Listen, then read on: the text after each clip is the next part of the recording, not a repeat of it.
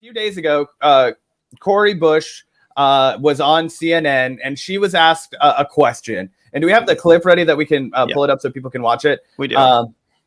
Essentially, I don't have the exact wording in front of me, but essentially she was asked, why don't the squad members vote in unison? Why don't they, exercise a block power? And let's see what she says. And listen. Senator Joe Manchin from West Virginia has essentially, used what seems to be a veto power against a lot of progressive priorities, including some of the ones that you've mentioned. But in the House, Democrats have this 2-seat majority. There are 6 members of the squad, of which you are a part.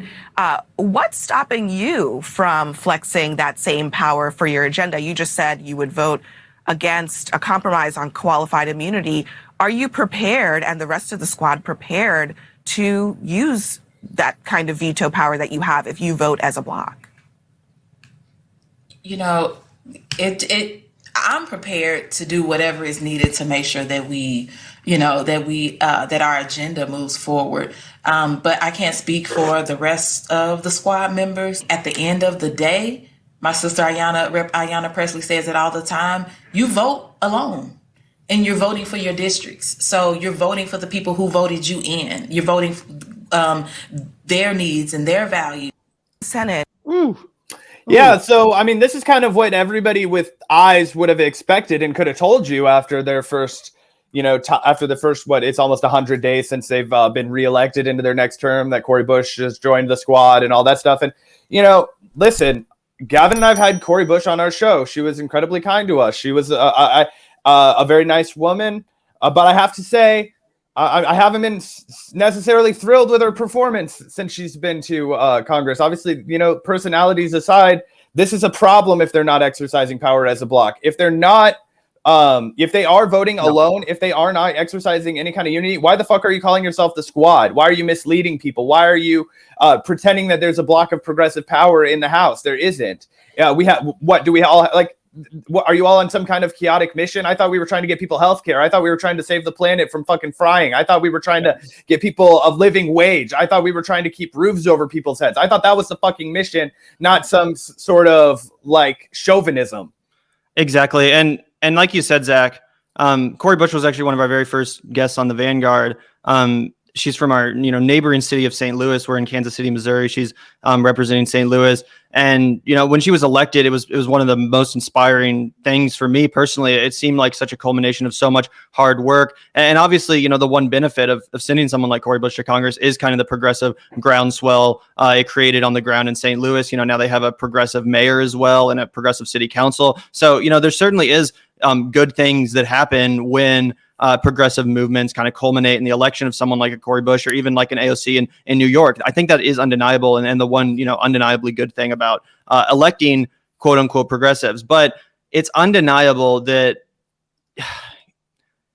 she's just singing a different tune, guys. She's just singing a different tune. That answer was not the Cori Bush that was campaigning for Congress.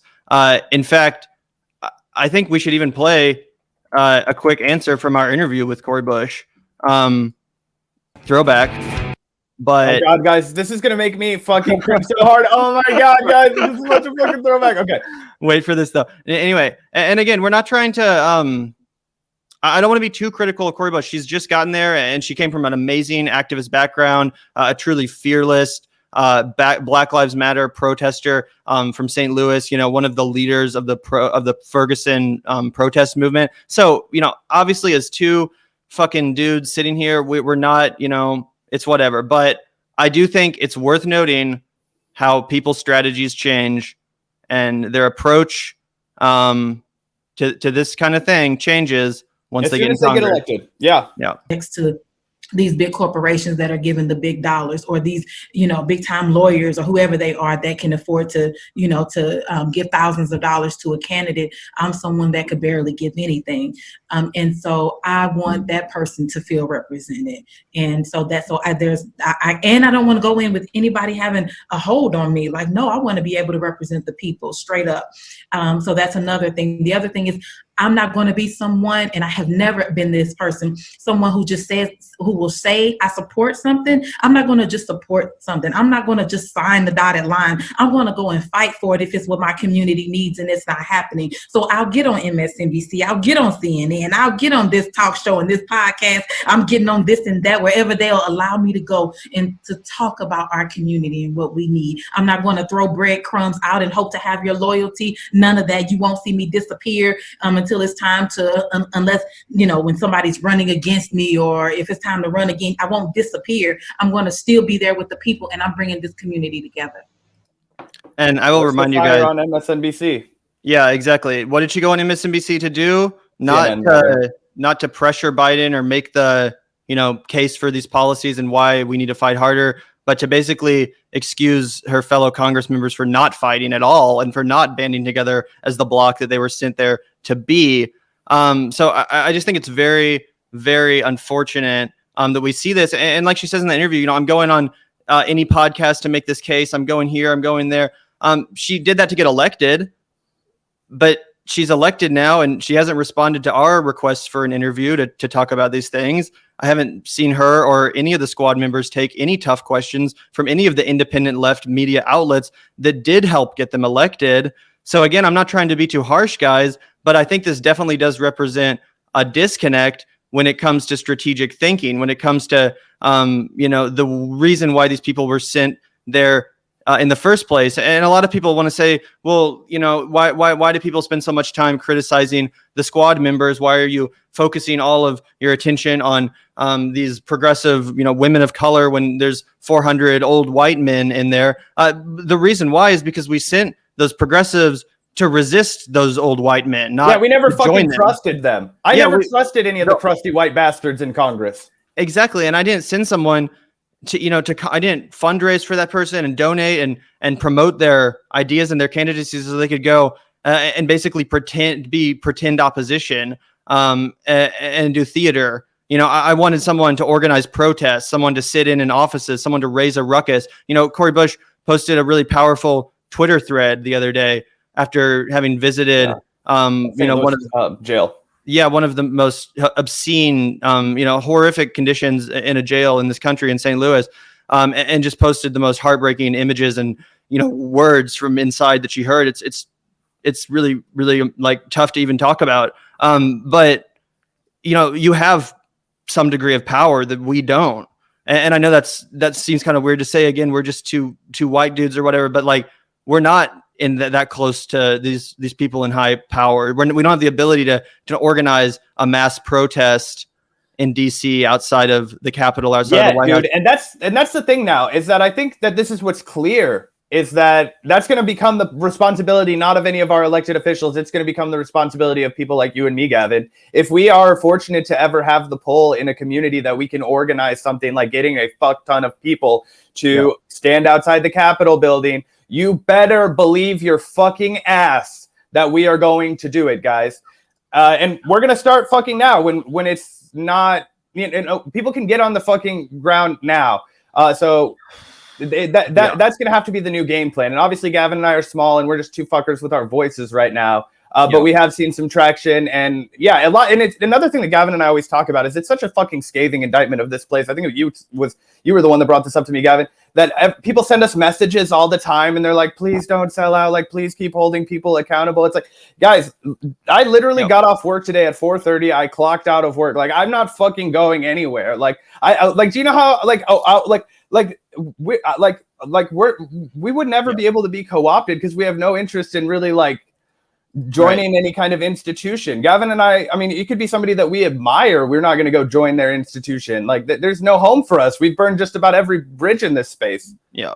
And it's just it's so frustrating to me because it truly seems like all these people that I had such high hopes in, people like Cori Bush, who again did come from a real activist background. There's no one can say that Cori Bush was lying or it was all an act to get elected. No, she really came from an act. She was a registered nurse in St. Louis, Black Lives Matter, Ferguson protester on the ground. This is someone who's been maced by the police so many fucking times. And again, when she puts out messages like the one on Twitter the other day about the conditions in prisons across this country, it it's good that you're elevating, that knowledge and spreading that awareness, but you weren't elected to be a social media influencer. You were elected to point out the fact that Joe Biden unilaterally took legalizing cannabis out of the Democratic Party platform, which is a continuation of the drug war, which is a continuation of our mass incarceration, the most institutionalized racism. And our institutionalized racism, which you said you were going to fight back against, not just kind of, admit defeat the minute you get there and then lay down and, give up. Why are you not meeting with your fellow squad members about ways to push this agenda forward? And again, okay, in her eyes, Biden beat Bernie, so we're not going to get Medicare for all. The one that didn't want Medicare for all beat the one that did, so that's the way things goes. But how about student debt? How about legalizing cannabis? How about the public option? Those things that he did promise to do, or that he could do unilaterally. That people do want this shit. They just didn't believe in the fucking country enough to actually get it done. There was so much misinformation. There was so much fear mongering, so much propaganda. It wasn't that people voted for Joe Biden because he didn't support Medicare for all. It wasn't that people voted for Joe Biden because he didn't support these progressive policies. They voted for him because the media has a massive amount of control over this country. There was millions and millions and millions of dollars spent to convince people that the only way to defeat Donald Trump was to elect Joe Biden. And don't underestimate that for a second. And if you look at all of the polling on an issue by issue basis, it brings that home. And we can move into the Cenk Uygur comment. Obviously, this rings fucking hollow as shit from Cenk Uygur, who we've appropriately roasted about 1 million times. So in case anybody's incapable of nuance, like, no, we're not standing Cenk Uygur now. Hell no. But this is, he says, sorry, but this is not right. You can vote as a bloc to have more leverage. Either progressives in Congress don't know that, which is embarrassing, or they're choosing not to use their leverage. I really, really wish this weren't the case, but it's indisputably true. Okay, so first things first, we have to just state the elephant in the room. How come, Cenk, you did not support them using their leverage during Force the Vote? Oh, it's because you were having a horseshit beef with a comedian that you have a professional dispute with, and you were willing to put that over the strategy of getting the thousands and thousands of Americans who are uninsured right now their fucking health care? Okay, great. But that doesn't mean that this dude right here didn't make a great point. And it's the fact that they need to vote as a bloc to have more leverage. I just wish that he wasn't such a blatant fucking hypocrite. I know. And what's extra frustrating about that is because he basically ran defense for the progressives in Congress during the Force the Vote moment. They now that basically gave them permission to continue to not use their leverage. That was the real moment when it mattered, because again, the stakes were high. Now that there really isn't any leverage or pressure to be had, Cenk can say whatever he wants. It doesn't matter. He already basically let them off the hook when the time did matter. So that's the frustrating thing. And it also is just worth saying that, TYT's numbers have not been doing well after the way they positioned themselves in response to Force the Vote. I even remember seeing a poll from TYT's own audience where over 90% of their own paying audience agreed with the strategy of forcing the vote. It was only this weird ego-driven, rationale that led them to not take that stance. And that was a bad fucking business decision. That's just been borne out in the numbers. And obviously, because people will know that they can't trust you then. And that's the whole thing. The only thing you have in this space is trust that you're being authentic. Exactly. And I'm not trying to say that the business sense matters. Obviously, I think people should say what they believe, regardless of whether or not it's profitable. That's what we do. We're more than happy to take unpopular opinions. So I'm not begrudging the Young Turks for taking an unpopular opinion necessarily. It's that they did it for such clearly egotistical and bad faith reasons. Again, having more to do with Jimmy Dore than the strategy itself. Now, Cenk Uygur and the Young Turks are trying to recoup some of that ill will that they have now with the progressives that did support Force the Vote by trying to be extra, alpha and go over the top and calling out people like, or not over the top, but they're going out of their way rather to call out people like Cori Bush and the Justice Democrats and make it obvious where they stand and try to win back some of that credibility as like the left flank network. So it's clearly a decision motivated by capitalism. Cenk Uygur is an admitted capitalist. I don't think that's very controversial to say. That's what this is. That being said, he's not wrong, and it does say something that even Cenk Uygur, who was very, very happy to run defense and defend people like the squad, are now actually waking up and realizing that, oh shit, the people are not on that, page anymore. They've woken up. They've realized it's time for us to also add the Young Turks if we're going to stay relevant. So, I think that is what it is, but it's also telling that that is what it is, because if that's where the winds are blowing, that means that that's where people are. That's what page people are on. That means what people are realizing the true nature of the quote unquote progressive insurgency that is the Justice Democrat model. It's not working. It needs, major reform in the way we think about this model, because so far it has been a failed experiment essentially. And I just think it's so disappointing again that we let them off the hook when it really actually could have culminated in something, which was withholding their votes to threaten Speaker Pelosi's, reelection. Yeah, exactly.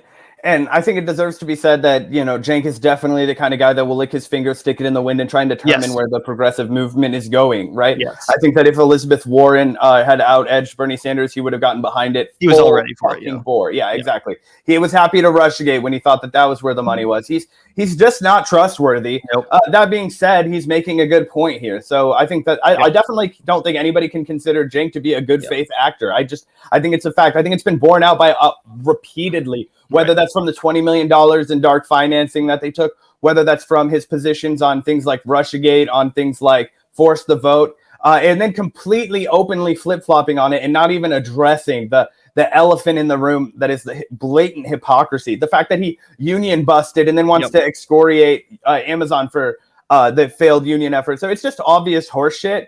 But anyway, this is true that they need to be voting as a block, and if they're not, they're wasting all of our fucking time.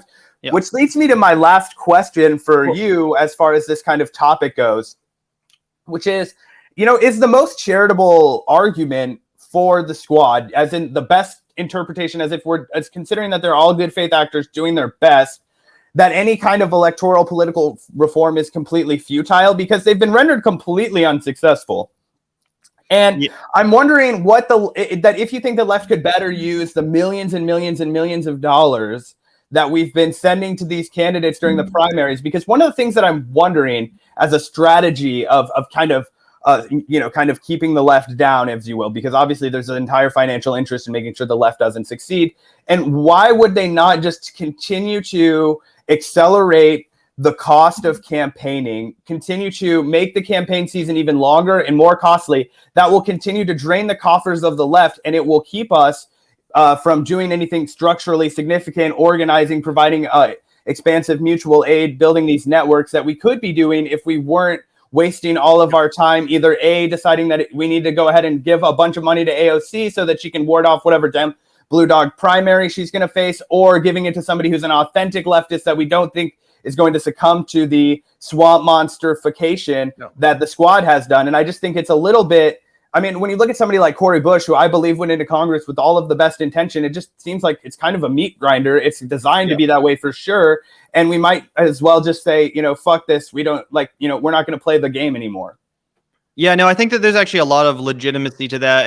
And while I do think that there is the only benefit of electoralism, I now truly believe, is that it kind of inspires people and gets younger. Well, in a presidential level, sure, but it costs a lot of money to win a congressional race too. Well, like I pointed out in St. Louis, I do think they've had a groundswell of progressive support, which has led to a more progressive mayor and city council. So I do think that can't be denied, and I think that some people are willing to deny that. Or they just want to deny that for some reason, even though it is reality. I'm not denying that. But that being said, I do think there is so much truth to what you're saying, because, we did send someone like Cori Bush, someone like AOC to Congress to be our organizers, in chief, essentially. Bernie always said he would be the organizer in chief if he won the presidency, but you could still be the organizer in chief. You were the most you maybe still are the most popular politician in the country. You don't have to squander that just because Biden's in charge. You can still present yourself as an opposition to neoliberal corporate order. Just because you technically caucus with the Democrats doesn't mean you have to defend them. And that's the same for the squad members. They can use their vast Twitter followings and vast influence. Like Cori Bush was saying, they can go on MSNBC and raise a ruckus, but they're not. So maybe if they were, then I would disagree with what you're saying, Zach. But since they're not, I do agree with what you're saying. No, we shouldn't be wasting our money sending another Cori Bush to Congress, if she's not going to get a megaphone and stand outside the White House and organize a protest and scream at Joe Biden and hold him accountable for unilaterally taking cannabis off of the Schedule 1 and for not doing $15 a minimum wage and for not canceling student debt and for not getting to South Afghanistan. And doing what she promised us she would do when we interviewed her, that she would get on MSNBC and make a fuss about this. Because exactly. That was the bare minimum. I was never under the illusion that sending Cori Bush and Jamal Bowman and whoever the fuck to Congress was gonna, we were gonna wake up the next day and have Medicare for all, and we were gonna have all these things that we need. No, that was never my impression. But what I did think would happen was that people like Cori Bush, like I said, would organize, that they would draw attention to these issues and be fierce resistance and opposition to this neoliberal philosophy. And so far, they're just not. I've pointed out, too, that Cori Bush said, when she got to Congress, pretty much day one, she was going to start working on getting these checks out, and not just stimulus checks, but retroactive stimulus checks, working on something like a UBI, too, going forward. I haven't really heard much about that. I've heard a lot about Marjorie Taylor Greene and Josh Hawley and how we need to impeach them and all that, which, like I've said, I technically did agree with that position, but that's not really what we sent you there to raise a ruckus about. We have a lot of people making that case. We have a lot of people that are more than willing to call out the odious and fascist Republicans. But Joe Biden is also responsible for a lot of horrible things and continues to be, and he's the one that's actually in power now. The Democrats control all three branches of government: presidency, Senate, and the House. Sorry, not all three branches of government, but they control the presidency, the Senate, and the House. They don't control the fucking Supreme Court. But you know what I mean? The reason why, not to spend all day, talking about Republicans is because they're not fucking in charge right now. It's Joe Biden and Kamala Harris and the Democrats that are in charge right now. And it's them that are failing to pass $15 the minimum wage. It's them that are failing to end the filibuster, which would allow the PRO Act to pass. It's them which are failing to legalize cannabis, which the entire Democratic Party and the entire country, by the way, is on board with. And Cori Bush and the squad are not talking about it. They're not making a scene about it.